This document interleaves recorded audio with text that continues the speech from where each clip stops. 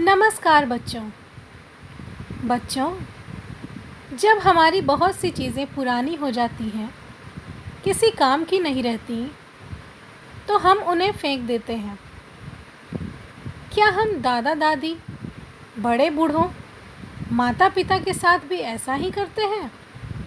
नहीं, हमें उनका आदर करना चाहिए, उनकी देखभाल करनी चाहिए। तो आइए आज हम एक ऐसी कहानी पढ़ते हैं जिसमें एक धनी व्यक्ति अपने बूढ़े घोड़े के साथ दुर्व्यवहार करता है। यह कहानी हमारी पुस्तक खुलते पंख भाग 3 के पाठ 15 में दी गई है।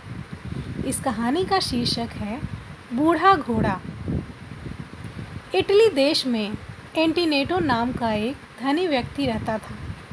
बच्चों, इटली देश यूरोप महाद्वीप में है और इस देश में एंटीनेटो नाम का एक धनी व्यक्ति रहता था जिसके पास एक शानदार अरबी घोड़ा था। एंटीनेटो अपने घोड़े की बहुत अच्छी तरह से देखभाल करता था। उसने घोड़े के लिए बगीचे में एक छोटा सा घर भी बना कर रखा था। इसी प्रकार घोड़ा भी बड़ी लगन से अपने मालिक की सेवा करता था। जब घोड़ा बूढ़ा हो चला तो वह अपने स्वामी की उतनी सेवा नहीं कर पाता था। इसलिए एंटीनेटो को उसका दाना पानी अखरने लगा। अर्थात एंटीनेटो सोचने लगा कि अब यह घोड़ा मेरे किस काम का, यह तो मेरी उतनी सेवा भी नहीं कर पाता और ऊपर से मुझे इसे दाना पानी यानी भोजन भी खिलाना पड़ता है। तो क्यों न मैं इसे घर से बाहर ही निकाल दूं। एक दिन उसने बूढ़े घोड़े को बाग के बाहर खदेड़ दिया। घोड़ा बेचारा भोजन की तलाश में मारा मारा फिरने लगा। उसे जो भी घास फूस सड़ी गली सब्जियां मिल जाती वह उन्हें खाकर पेट भर लेता। इटली के राजा के महल के बाहर बहुत सुंदर बगीचा था। राजा ने बगीचे के द्वार पर एक रस्सी में एक घंटी बंधवा रखी थी। जिस व्यक्ति को राजा की सहायता की आवश्यकता होती वह रस्सी खींचकर घंटी बजा देता था। घंटी की आवाज़ सुनकर राजा उस व्यक्ति को अपने सामने बुलवाता, उसकी फरियाद सुनता और उसकी सहायता का प्रबंध कर देता था। इसी प्रकार एक दिन राजा महल के बाहर निकला तो उसकी नज़र रस्सी पर पड़ी। बारिश और धूप के कारण रस्सी सड़ गल गई थी। राजा ने चौकीदार से कहा, देखो यह रस्सी गल गई है, किसी के खींचते ही टूट जाएगी। आज ही इस रस्सी को बदल दो। राजा के जाने के बाद चौकीदार ने रस्सी खींचकर तोड़ दी और नई रस्सी लेने चला गया। बच्चों, उस दिन बाजार बंद होने के कारण चौकीदार को नई रस्सी नहीं मिल सकी। चौकीदार ने सोचा, एक ही दिन की तो बात है, आज मैं घास की रस्सी बांध देता हूँ, कल नई मजबूत रस्सी ले आऊँगा। चौकीदार ने बगीचे से लंबी लंबी घास तोड़ी और उसकी रस्सी बनाकर उसमें घंटी बांध दी। तभी भूख से व्याकुल एंटीनेटो का घोड़ा उधर आ निकला। हरी घास की रस्सी देखकर घोड़े के मुंह में पानी आ गया और वह रस्सी चबाने लगा। खाते खाते रस्सी को झटका लगा और घंटी बज उठी। बच्चों, वह बूढ़ा घोड़ा इतना ज़्यादा भूखा था कि उसने रस्सी को ही खाना शुरू कर दिया और जब वह रस्सी को खा रहा था, इसी दौरान झटका लगने से घंटी बज उठी। राजा ने घंटी की आवाज़ सुनी तो सेवक को बाहर भेजा। सेवक ने वापस आकर कहा, महाराज, फाटक के पास एक बूढ़ा घोड़ा खड़ा है। लगता है वह बहुत भूखा है। इसलिए वह घंटी में बंधी रस्सी ही खा गया।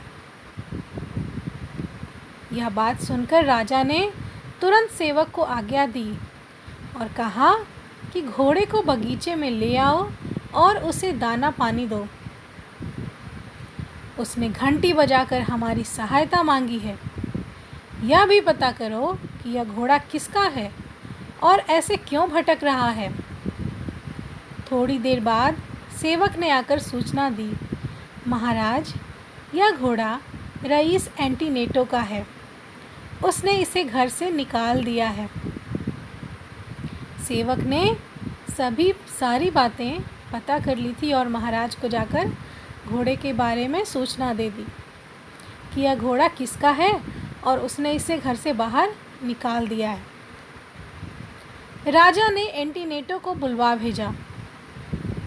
एंटीनेटो राजा के सामने उपस्थित हुआ। राजा ने पूछा, क्या यह घोड़ा तुम्हारा है? एंटीनेटो ने कहा, जी महाराज। तुमने इसे घर से क्यों निकाल दिया? राजा ने पूछा। एंटीनेटो बोला, यह घोड़ा मेरे किसी काम का नहीं रहा है महाराज।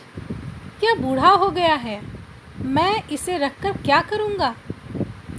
राजा को एंटीनेटो की बात सुनकर बड़ा क्रोध आया, किंतु उन्होंने शांत रहकर कहा, एंटीनेटो, कल तुम बूढ़े हो जाओगे तो तुम्हारे बाल बच्चे ही तुम्हारी देखभाल करेंगे। वे तुम्हें भोजन ढूंढने के लिए सड़कों पर तो नहीं निकाल देंगे।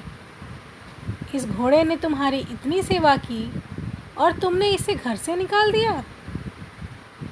राजा की बात सुनकर एंटीनेटो का सिर शर्म से झुक गया।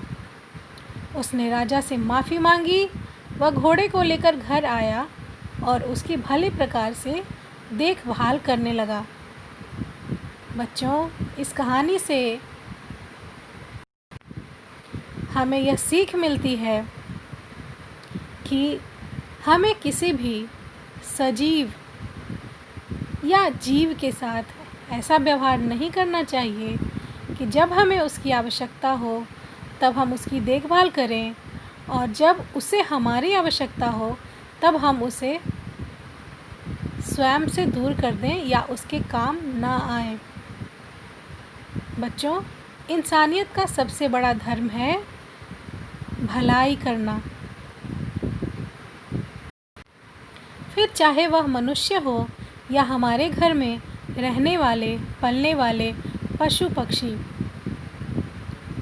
हमें अपने सहयोगियों के साथ, अपने सगे संबंधियों के साथ, अपने रिश्तेदारों के साथ या फिर अपने पालतू जानवरों के साथ कभी ऐसा व्यवहार नहीं करना चाहिए। तो चलिए बच्चों, आज हमने यह कहानी पढ़ी, इससे सबक लिया और अगली कक्षा में हम अवधारणा मानचित्र और कठिन शब्द लिखेंगे। तब तक के लिए धन्यवाद बच्चों।